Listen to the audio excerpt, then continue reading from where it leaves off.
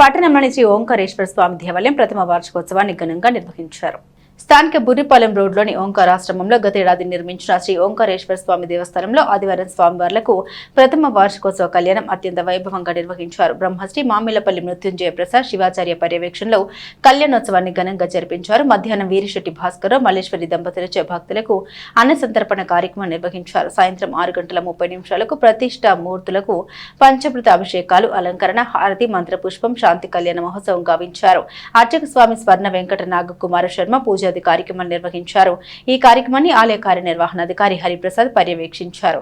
స్వామివారి దేవస్థానం బుర్రిపాలెం రోడ్డు నందు వార్షిక కళ్యాణోత్సవంలో భాగంగా ప్రప్రథమ కళ్యాణం 31/5 మే నెలలో జరుగుతుంది. ఈ కళ్యాణం ఘనంగా జరుగుతుంది. ఈ కార్యక్రమంను మా యాజ్ఞిక స్వామి అయినటువంటి మృత్యుంజయ ప్రసాద్ గారి ఆధ్వర్యంలో, మా అర్చక స్వామి కుమార్ గారి ఆధ్వర్యంలో ఘనంగా నిర్వహించడం జరుగుతున్నది. ఈ కార్యక్రమంలో సుమారు వీరిశెట్టి భాస్కర్ దంపతులు 3000 మందికి అన్న సంతర్పణ కార్యక్రమం చేసి ఉన్నారు. మరియు ఈ కార్యక్రమంకు మండపారాధన నిమిత్తం చీమకుర్తి సతీష్ గారు కూడా మండపారాధన కార్యక్రమం చేసి ఉన్నారు.